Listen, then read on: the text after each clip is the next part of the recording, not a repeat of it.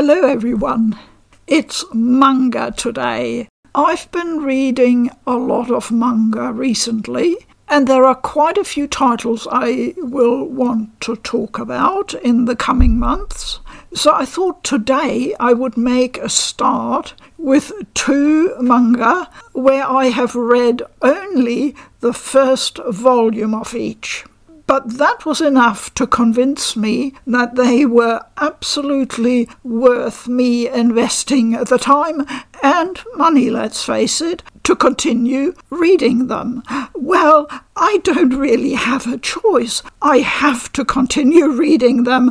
I cannot put them down, and getting to the end of a volume and not having the next one ready is torture. The 2 stories have very different settings and possibly themes as well, but there's one interesting connection between them, and that is detection. They both feature a young male protagonist who becomes a detective of sorts, but in the loosest sense. Not the traditional detective as we may know them, police procedurals, etc. No, they work completely unofficially and use very different types of skills that we don't normally associate with detection work. So let me start with the first one, Fool Knight. I have no idea why the title is Fool Knight, but Japanese books often seem to have quite unusual titles that I can't immediately associate with the story, so I've stopped worrying about that. Now, I have the usual problem here. I don't like giving a lot away, especially with a story that I would like as many people as possible to read. I don't want to take anything away from the experience.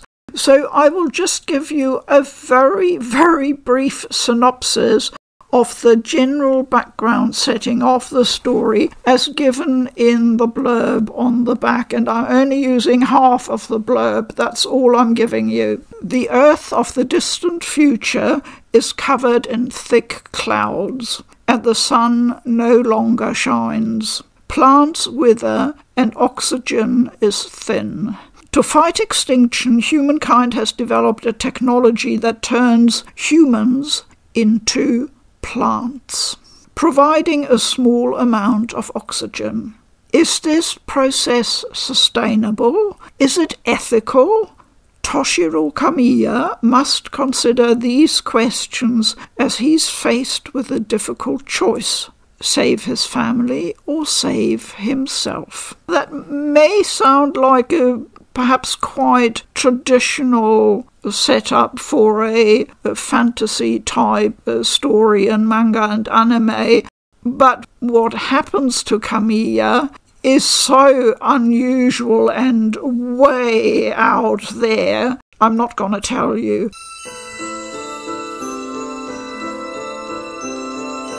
I have to warn you straight away that this story should be considered quite dark, a bit creepy in places. It has to be, of course, with that type of background, and disturbing. Some of the drawings showing what life is like in that world are probably going to be disturbing. There's no way around that, but I won't show you any of those pictures here in the video.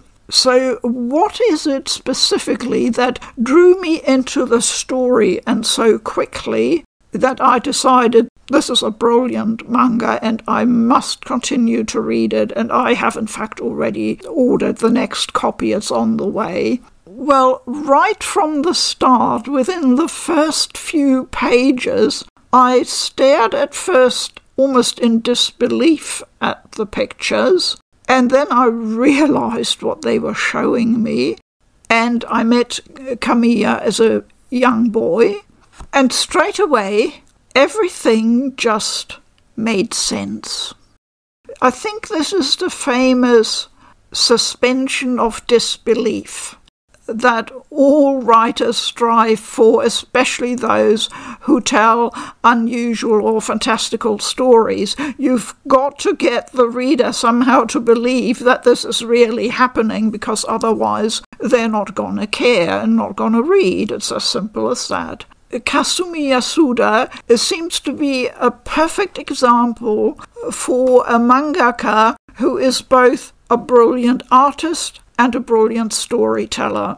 And it's not often that you find that so perfectly balanced. I come across a lot of manga where I find it's probably the artwork that's stronger, and then with other ones, it's the storytelling that has more heft and weight to it. But this here, it just blends perfectly, in my opinion. The art style, it just fits the story and the world perfectly. These are not happy people. These are people living under severe pressure in a world that's teetering on the edge, and you see it in their faces. They have to make incredibly difficult decisions that are almost beyond our capability to follow, and yet the author makes it seem so natural, so organic, talking about plants, but yes, it's a very organic story. It's so utterly convincing that I thought I was inside that world, experiencing what the characters were going through. I don't want to show you too much, so I'm just picking a few pages from the beginning, just to show you the layout of the paneling, which does vary a lot depending on what is being depicted. This page is much more busy with focus on lots of different things happening. The paneling is always very clear and clean. The author's not overcomplicating matters. I think that's a good choice because the subject matter is so difficult. You need to keep your concentration on the detail inside the panels and on what's going on in the dialogue. How is this unusual story set in an apocalyptic future? How does this involve detection work? Well, that's the interesting thing. It's what happens to our protagonist, Kamiya, and as a result of his choices that lead the story forward, he also slowly develops some what we would call special abilities. And I find it fascinating because we're following Kamiya through these difficult choices, slowly opening up, but also growing up. I'm absolutely blown away by Fool Knight, and I can't recommend it highly enough if you have the stomach for this type of story and somewhat disturbing content and pictures. And the second one is set in our normal, regular, everyday world, and it's called Don't Call It Mystery. And when I saw the title, I thought, well, why not call it mystery? I would like to read a mystery. Is it telling me that it's not a mystery? Well, that's a bit of a tease, I reckon. Yes, they are mystery stories. As you can see, this is an omnibus edition, so volumes 1 and 2 have been collected in this quite thick book. And I'm glad that's the case because I couldn't stop reading it and I was just gobbling up the pages and got to 377 in no time. So this book, as you can see, collects several stories. Most of them are roughly about 100 pages long. Well, you would think that I'd be able to say, okay, I read one story, then I have a bit of a break, and then I read the next one. No, it didn't turn out like that.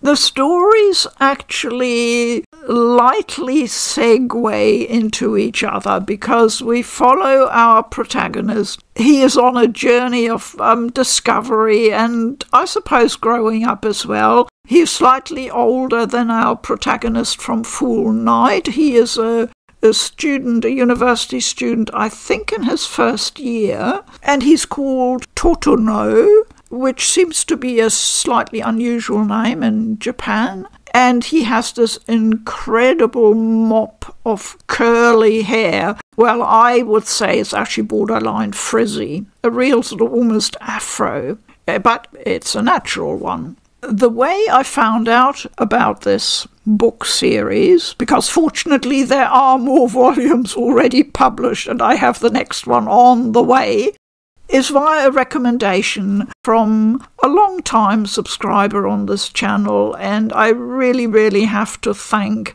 Bill Crabtree for pointing me in this direction. You were right, Bill. This is definitely a story for me.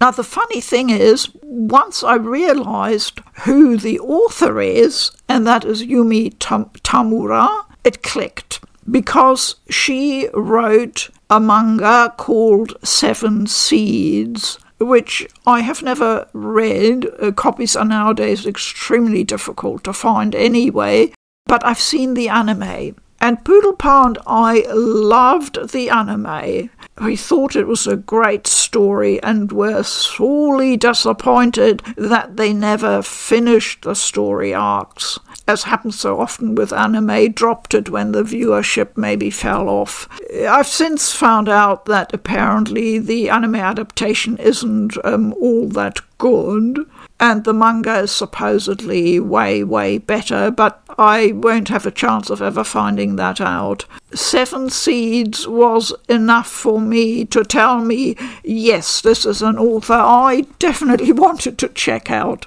So how does a regular university student like Totono become involved in some kind of detective work, even if he doesn't work for the police or for an agency? Well, the first story introduces you to all that, because, very, very mild spoiler, Totono becomes a suspect in a crime. So obviously he has an interest in investigating and also clearing his name. And in that first story we're introduced to how Totono's mind works. This is the really interesting part. It works very differently from most other people's minds or brains.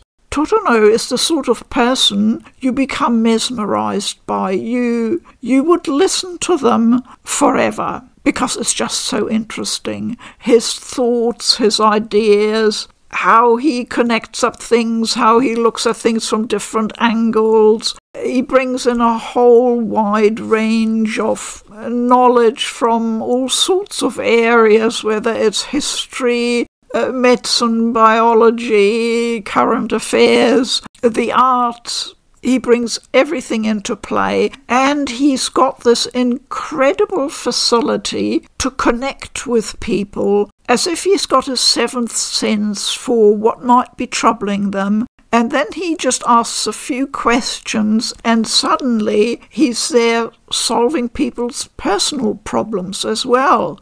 I don't want to tell you any more than that, really, because I'd have to give away too much. You really need to experience it for yourself. Now, don't call it mystery. For me, it's one of those manga I mentioned earlier, where there's a slight imbalance between the art and the storytelling, and that I feel the storytelling is very much the stronger pillar with this one.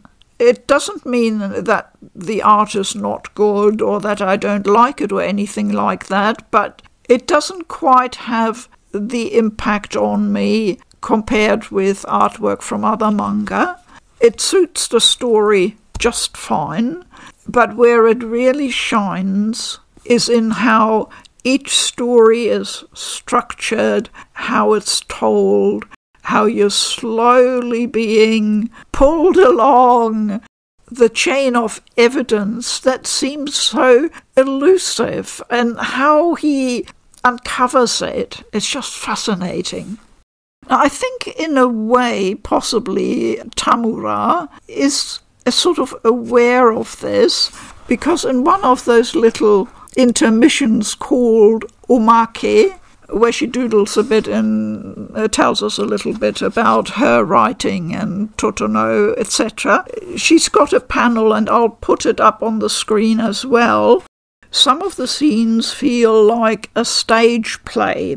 This story is basically all about conversations in enclosed spaces. And yes, I think she's right, and that had struck me as well. I was thinking I can visualise the whole thing possibly as a stage play, or maybe as a series of shorter, like 1 hour drama pieces of interconnected stories. That would definitely work. The one feature that I think almost all the stories have is the ending. Totono has solved the case, you've got the perpetrator, and you think, yes, okay, we're now just finishing up, tidying up any loose ends, and your concentration might just be about to wander off, and suddenly, whoom, what happened there? Totono, as if out of thin air, brings the final piece of evidence that shines a different light on the crime or upturns your previous conceptions. There is a real twist in the tale. And it's not one of those cheap ones where, suddenly, like a deus ex machina appears and, that was the solution. Like a lot of traditional stories in the 19th century used that twist in the tail technique. It was very popular.